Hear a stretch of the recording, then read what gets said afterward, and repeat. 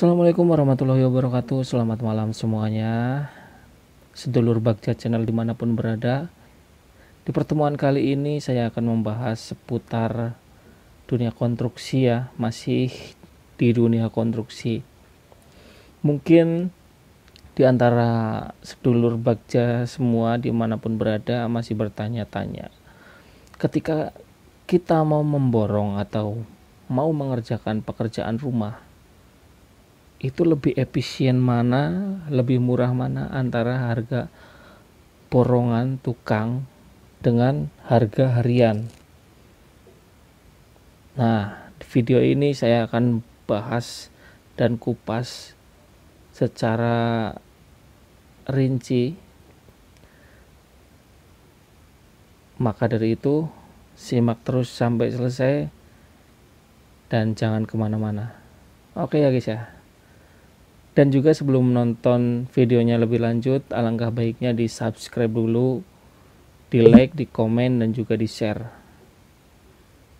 Oke guys, kita masuk ke pembahasan. Mungkin banyak pekerja bertebaran di mana-mana, namun tidak semua pekerja itu baik dalam mengerjakan pekerjaannya. Kebingungan mungkin saja terjadi. Kedua pilihan ada di hadapan kamu semua ya guys ya. Mau memilih tukang borongan atau tukang harian. Sebelum kalian mengerjakan, alangkah baiknya kalian mencari tahu dulu kualitas tukang yang akan kalian gunakan ya guys ya. Nah, yang pertama saya akan bahas pekerja dengan sistem borongan. Sistem borongan ada dua macam, yaitu sistem borongan harga tukang plus harga materialnya, dan yang satu lagi borongan hanya pekerjanya saja atau tukangnya saja. Mungkin banyak orang yang memilih untuk memutuskan membayar material plus pekerjanya karena mungkin lebih praktis dan tidak terlalu bertele-tele. Biasanya sih kaum bos yang sibuk lah, mungkin banyak pekerjaan, jadi memilih langsung diborongkan semuanya. Nah, di sini kelebihan tukang yang diupah secara borongan, kamu nggak usah bersusah payah membuang tenaga untuk beraktivitas yang nggak berguna ya, karena tukang itu udah dibayar borongan, mau diawasin atau ditungguin atau tidak, pasti akan berjalan karena dia pun punya target pekerjaan yang harus cepat diselesaikan. Nah, di sini keunggulan tukang yang dibayar secara borongan, kalian sekali hubungi si tukang itu bisa selesai. Misalkan dari pekerjaan pondasi sampai selesai, dia pun akan cepat mengerjakannya karena dia pasti punya target, dan juga harganya biasanya relatif lebih murah ketimbang upah secara harian. Adapun kekurangannya dalam sistem pekerjaan borongan seperti ini, biasanya pekerja cenderung mengabaikan kualitas dari pekerjaan itu sendiri karena dia itu mengejar kuantitas dan juga cepatnya dalam mengerjakan pekerjaan tersebut, sehingga kualitas kurang diperhatikan. Maka dari itu, kalian misalkan sebagai owner, sebagai pemilik rumah, kalian harus rajin-rajin tuh guys ke lapangan buat ngecek spek yang udah kalian kasih ke si orang yang ngeborong itu, apakah sudah sesuai atau belum.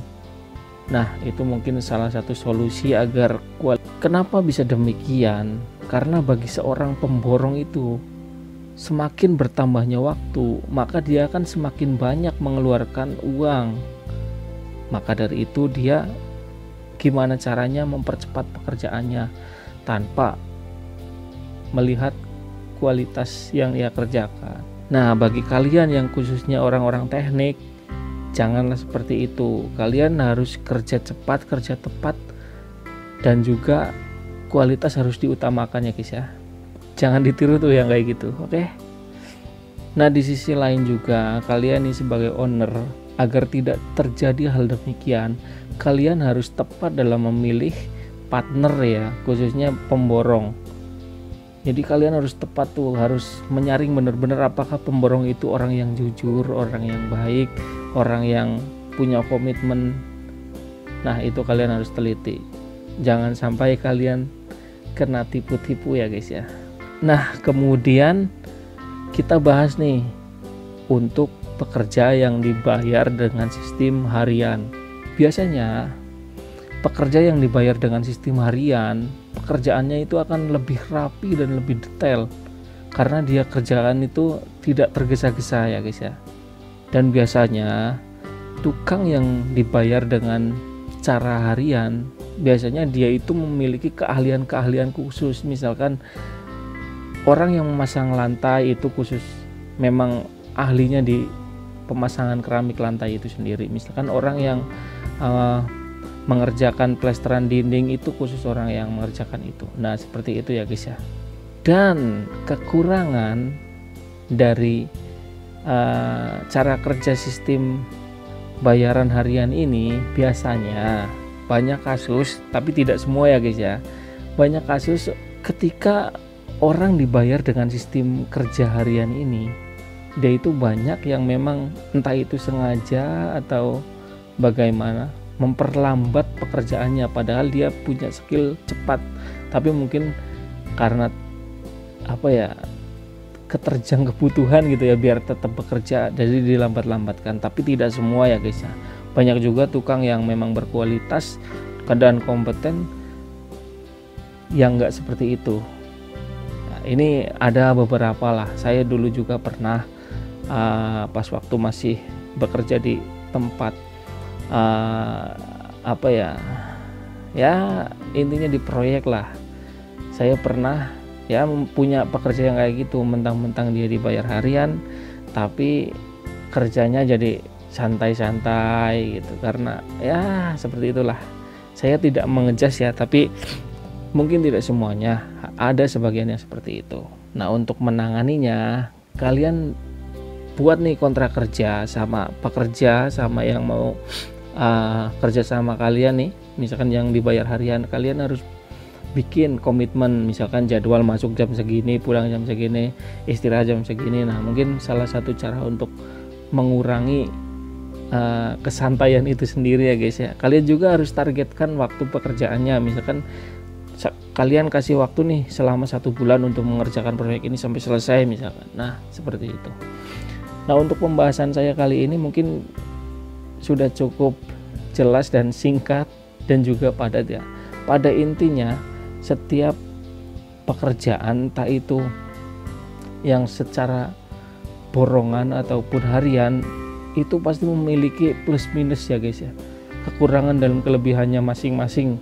Semua tergantung cara kita menyikapinya. Khususnya bagi kalian nih yang menjadi owner, rajin-rajinlah ngecek ke lapangan pekerjaan yang sedang dilaksanakan. Jangan mentang-mentang kalian sudah bayar orang terus kalian tinggal, ujug-ujug nanti nggak sesuai kalian marah-marah. Jangan seperti itu. Kalian juga misalkan sebagai yang punya rumah, ya kalian ceklah rumah yang sedang kalian bangun agar hasilnya sesuai dengan impian kalian ya. Semoga kalian semua dimanapun berada yang mungkin sedang merintis rumah impian, semoga cepat selesai.